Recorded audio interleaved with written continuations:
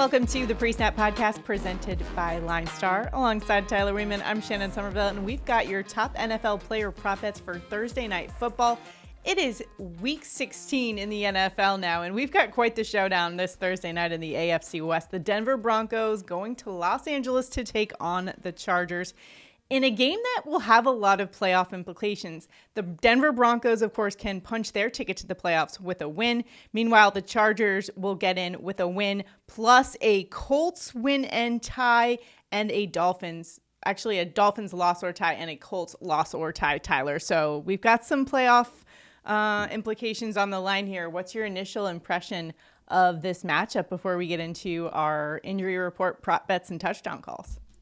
You know, at the start of the season, if you told me that these two teams were going to be 9-5 and 8-6, I would have been shocked. So congrats to them. They've been playing great all season. Definitely excited to watch these two teams go at it. Yeah, the Broncos just got their fourth straight win against the Indianapolis Colts. Their defense has looked spectacular. They are an NFL best 11-3 against the spread this season and have covered in 5 straight. So if you've been betting on the Broncos this season, you have some money in your pocket right now, just in time for the holidays too. The Chargers, meanwhile, have lost 8 straight at home to teams with a winning record. Tyler, are the Chargers going to just charge at the end of the season here? They started off so promising, 7-3 to start the year.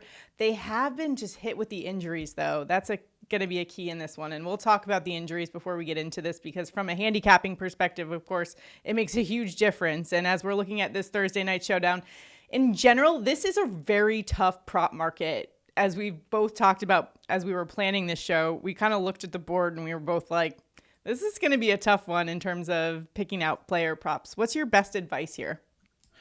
It is a tough one, but part of it too is that we're filming this show early and not all the lines are out for all the players. You know, it's pretty much only some of the bigger name players out there right now. And if there's any sort of injury question mark, you know, we don't have a line yet.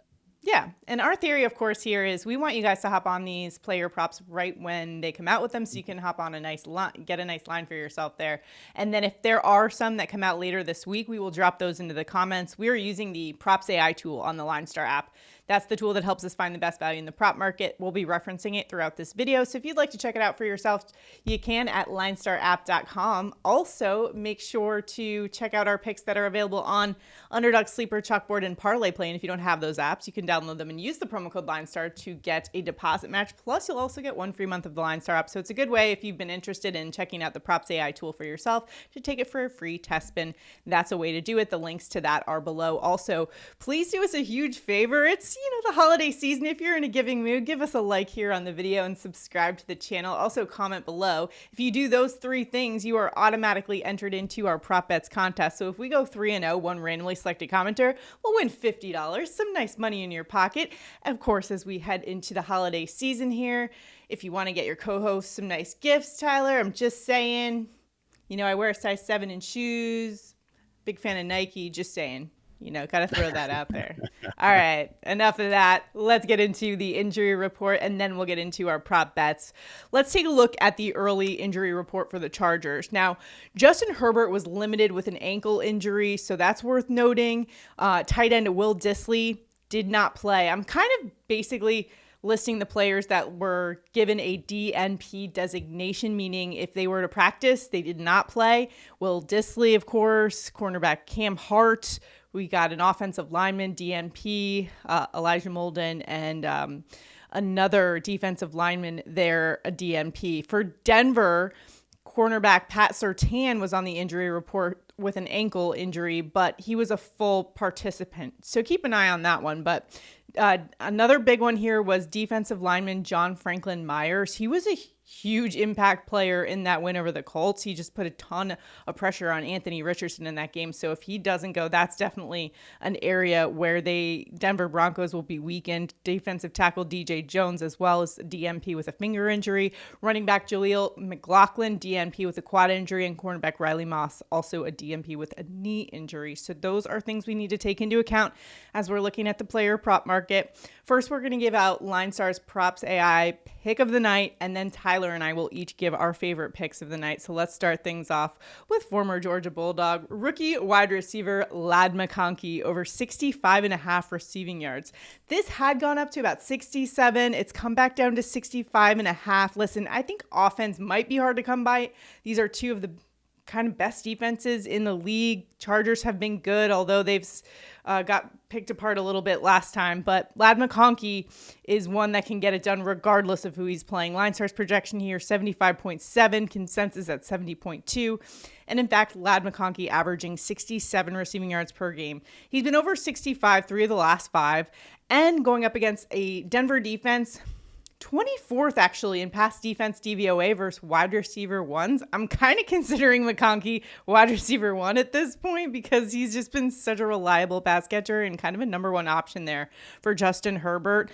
Averaging 2.32 yards per route run this year, and he sits just 127 yards away from reaching 1,000 receiving yards in his rookie campaign. Let's just take a moment to appreciate the stats here for Ladd McConkey, but in a decent matchup. I know the Denver Broncos defense is good. However, I think given the fact that we're looking at a kind of different Chargers offense without J.K. Dobbins back there to take over in the run game, they've got to look elsewhere. And Ladd McConkey is just such a reliable pass catcher. Catches everything, it seems like. What's your take? Somehow I'm not surprised that you want to gas up Ladd McConkey a little bit, and due to the fact where he went to school. Which I'm not going to say in case people are playing the game, you know. I will. Go Dogs. Let's go. There it is. There we go. But yeah, I mean, McConkey has just been amazing all year. And Denver ranks 30th over the last 9, allowing 175.4 receiving yards to the wide receiver. And some of the wide receiver ones lately have really got to this Denver team. Pittman had 58 yards, but I mean, he is the wide receiver 1, but how Anthony Richardson throws the ball, it's not necessarily always going to Pittman due to the routes he's running. But 58 yards is solid. Judy, 235. Jacoby Myers, 121. Drake London, 61. Number 1, our WRs are always right around this line. McConkey's in a great spot. And like you said, far and away, he has been their most consistent and reliable receiving option. That's kind of where I feel comfortable because he's also so versatile. They can kind of line him up anywhere and just rely on him to make big catches in this contest. So that's one that I'm like, all right, if this is a low game total, by the way, I believe it is, let me just check right here, 42.5. So it's not like we're expecting a shootout in this contest, but hey, you know, you never know. Last week we expected some offense and we got absolutely nothing in that. In that 49ers Rams game. That was disappointing if you were if you had Cooper Kupp in your lineup like some people did, myself included in that. I feel like an idiot, but nonetheless, not feeling like an idiot for going Ladd McConkey. I like that pick there from the LineStar PropsAI tool. All right, now it's time for Tyler and I to give our picks of the night. Tyler, you had the only winning pick last week, so why don't you go ahead and give us your take for this Thursday night's contest, week 16, Sweet 16. We're going to go with Devaughn Vele over 28.5 receiving yards. Our LineStar projections 34.2. He's averaging 37.7. Chargers are 22nd versus wide receiver 2. Vele is still playing 60% of the snaps. He is the wide receiver 2. He's consistently out there. And while Bo Nix has really spread the targets around after Courtland Sutton, Vele is still out there the most. Those targets for him have dropped off a little bit recently, but with how much he's out there, I feel like this is a bounce back spot for targets. And, you know, they're going to have to find different ways to move the ball. And those short targets or short routes that Vele is really good at make a lot of sense to use because they might have a hard time running the ball. And Vele is their good option to get 28 plus. All right, so those are our 2 picks. Now I'm going to go to the Denver side of things and with their quarterback who could be up for Offensive Rookie of the Year this season, and that is Bo Nix. And I like the over on his rushing yards total at 17.5. LineStar's projection is with me at 21 projected for Nix in this contest. He's averaging 23 per game and has gone over in about half of games. He had just 23 against the Indianapolis Colts. And the last time he faced the Chargers, remember, he had 61 rushing yards against them. This is a Los Angeles Chargers defense that allows about 23 rushing yards per game to quarterbacks. They have faced some pretty good rushing quarterbacks too. Baker Mayfield, although, just had 25 against them. Now, the Chargers have a pretty good pass defense. They rank in the top 10 in that category. So, in my opinion, I think the Denver Broncos could opt for maybe some design runs here for Bo Nix, or maybe they'll bring the pressure because Bo Nix does struggle a little bit under pressure, as most quarterbacks do. But and then I think he could just scramble for a couple and easily get to that 17.5 mark. So I like the spot here for Bo Nix to get some yards on the ground. And it's something they haven't done in the recent future. Like last week he got it, but I think they've been a little more cautious with him towards the end of the season. But now that they're trying to punch their ticket to the playoffs, they might let him loose a little bit more. Any thoughts on that? Yeah, I think that he was running a lot earlier in the season, just trying to get used to the NFL game, NFL speed, all of that. And when he sensed, pressure, he was just out of the pocket. So Yeah. his rushes have came down a little bit, but I think you're totally right with your thinking that, with Chargers bringing some pressure, there's going to be some scampers and some chances for him to get over this line. This line's low, and he can easily do it in one or two runs. All right, so those are our three. We're going to put them on an entry on Underdog, and if we go 3 for 3, one randomly selected commenter will win $50. So make sure to comment below. Not trying to shortchange you this holiday season. $50 to the winner if we go 3-0. Let's hope we can do it and bounce back from last week's 1-2 performance.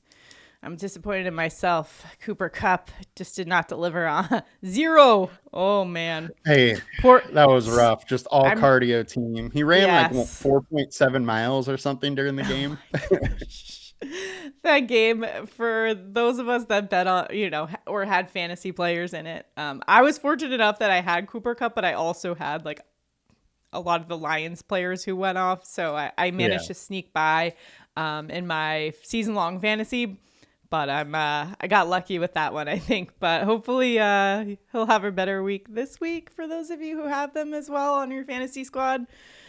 I don't know. But those are our 3 player prop bets. Remember to check out that PropsAI tool on the LineStar app to help you find the best value. As you saw throughout, we talked about the LineStar projections. It's a really great tool to just really dive into the prop market. It helps sort it for you because it can be a little overwhelming when you go to the sports books and there's just kind of so much to choose from. So check out the PropsAI tool at LineStarApp.com.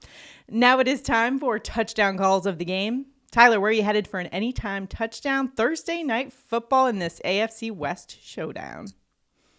I got to go to the Denver Broncos and Courtland Sutton plus 175 to get in the end zone. The Chargers are allowing 1.3 touchdowns per game to the wide receiver over the last 4.